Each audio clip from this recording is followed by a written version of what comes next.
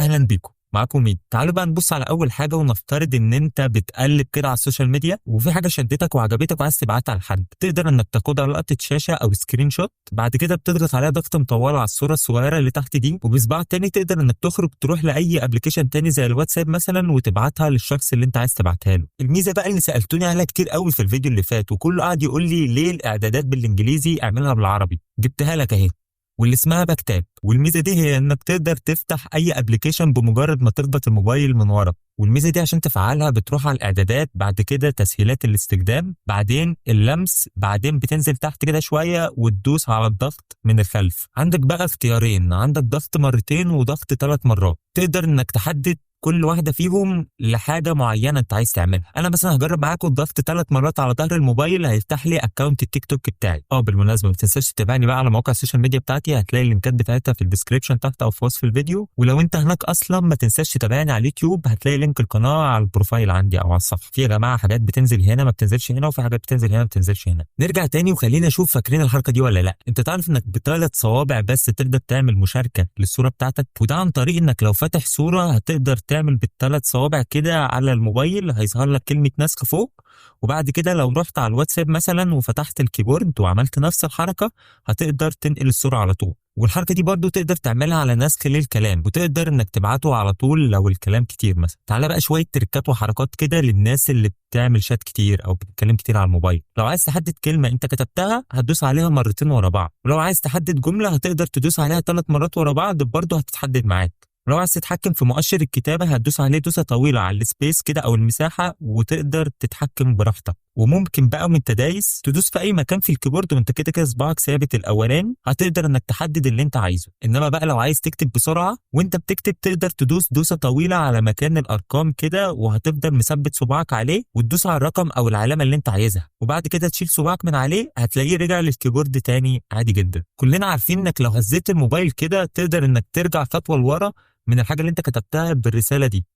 المنتشر عن الحركه دي ان هي للكتابه بس، الفكره ان هي مش للكتابه بس، انت تقدر تعملها حتى على الابلكيشنز او اي حاجه اتعملت غلط على الايفون بتاعك، تقدر ان هي ترجعك خطوه لورا. بس اللي ما تعرفوش بقى ولا حد يعرفه انك بثلاث صوابع بس على التاتش وشديت شمال هتعمل نفس الحركه وترجع لورا. انما لو برضو بنفس الثلاث صوابع وشديت يمين هيقدر يرجعك لنفس الخطوه اللي قبل ما تمسحها. عارفها صح؟ طب بص كده معايا الحركه دي. تعرف انك لو خدت سكرين شوت او لقطه شاشه وعايز تحدد حاجه بطريقه حلوه تقدر ان ترسم مثلا دوريه، وقبل ما تشيل ايدك هتفضل مثبت ايدك لثواني كده هتتعمل بشكل صح وشكلها يبقى ستايل قوي. وتقدر برضو تعمل الحركه دي في تطبيق الملاحظات او النوتس، وتقدر تعمل الاشكال اللي انت عايزها بطريقه صح. حلوه صح؟ تاخد الجايه دي. تعرف انك لو ظهرت شريط البحث ده وكتبت 2 زائد 2 هيديك النتيجه من غير ما تدخل على الاله الحاسبه؟ لا ومش كده وبس، ده لو كتبت مثلا 100 متر هيظهر لك ال 100 متر دول هيساووا قد ايه من وحدات القياس الثانيه. تقلقش التقيل لسه جاي. ما تنساش تعمل لايك وشير وسبسكرايب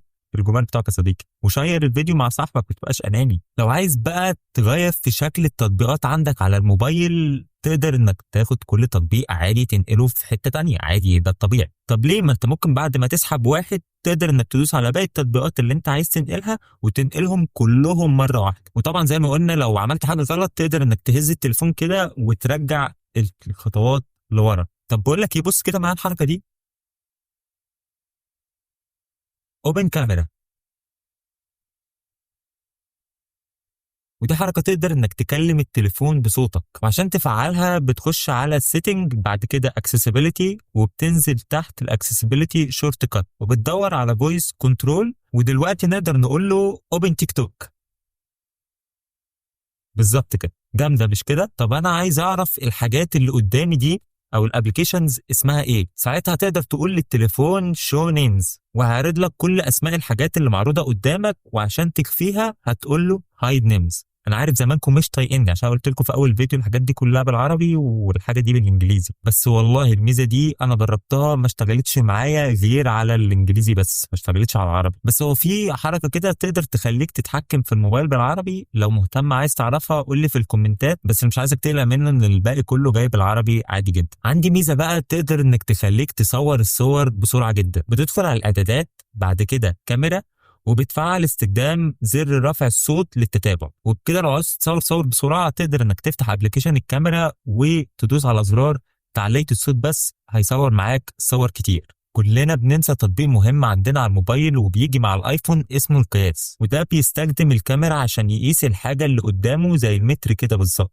بس ما تنساش ان في كلمة تحت كده اسمها المستوى، لو دوست عليها هتقدر انك تقيس بيه التلفزيون لو مايل مثلا ولا حاجة، زي كأنه ميزان مية معاك في البيت. بص انا متأكد ان كلنا نمنا قبل كده والموبايل بتاعنا يا شغال يا اغاني يا قرآن يا فيديوهات، ولو انت من الناس دي زي حالاتي لازم تعرف الميزة دي. لو رحت على تطبيق الساعة ودخلت على المؤقتات وحددت مثلا المدة اللي انت ممكن تنام فيها مثلا 10 دقايق ولا حاجة، بتلاقي خيار تحت كده اسمه عند انتهاء المؤقت، بتدوس عليه وبتنزل تحت خالص وتدوس على ايقاف الموسيقى، وبعد كده بدء. اللي هيعمله بقى الموبايل ان انت المدة اللي انت حددتها دي لو انت مشغل اغاني او فيديوهات هيقدر ان هو يوقف الاتنين بعد العشر دقايق اللي انت حددتهم. انما بقى لو انت من الناس اللي بتحب الروقان والهدوء والقعده لوحدك والتركيز وانت شغال او المذاكره، فلو نزلت لوحه التحكم بتاعه تليفونك وضغطت ضغطه مطوله كده على علامه الودان دي، هيظهر لك حاجه اسمها اصوات الخلفيه، وتقدر انك تتحكم في الصوت بالظبط من جواها. لو انت عايز صوت مطر مثلا او نار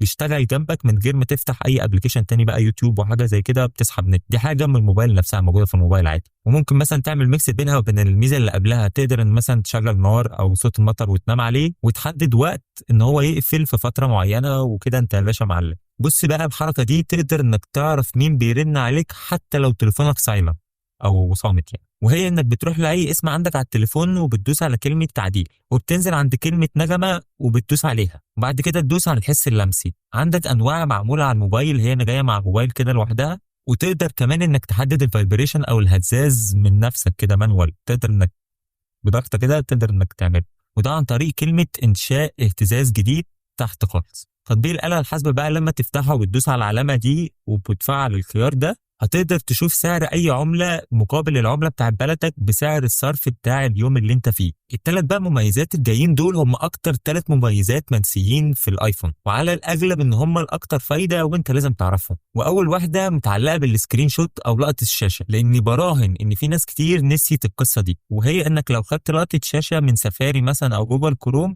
لأي ويب سايت وفتحتها هتلاقي فوق كده كلمة الصفحة كاملة، وبكده هتكون خدت لقطة شاشة أو سكرين شوت للويب سايت كله على تليفونك. وده جامد لأنك لو دخلت على تطبيق الملفات أو الفايلز وفتحتها تقدر تاخد الكلام اللي جواها نسخ عادي، وممكن كمان تسيبها على إنها صورة وتنزل عادي على الموبايل بتاعك بالصفحة كاملة كده في الجاليري عادي، يعني اقصد مش شرط في تطبيق الملفات يعني. الميزه التانيه بقى وهي انك لو مصور فيديو تقدر توقفه وتقدر انك تاخد اي كلام مكتوب عليه نسخ وتعمل بيه سيرش مثلا لو انت مش عارفه او لو عايز تترجمه. دي ميزه برده منسيه ومهمه جدا وانا بستخدمها بصراحه كتير قوي. الميزه الثالثه بقى وهي الاسهل فيهم، انك لو فاتح كذا تطبيق وعايز تقفل التطبيقات اللي في الخلفيه كده، تقدر انك بثلاث صوابع تشيلهم كده كلهم مره واحده، بدل ما كنت بتشيل بصباع واحد ابلكيشن او تطبيق وملل يعني لو انت فاتح تطبيقات كتير. ما تنساش بقى تدعمني باللايك والشير وسبسكرايب.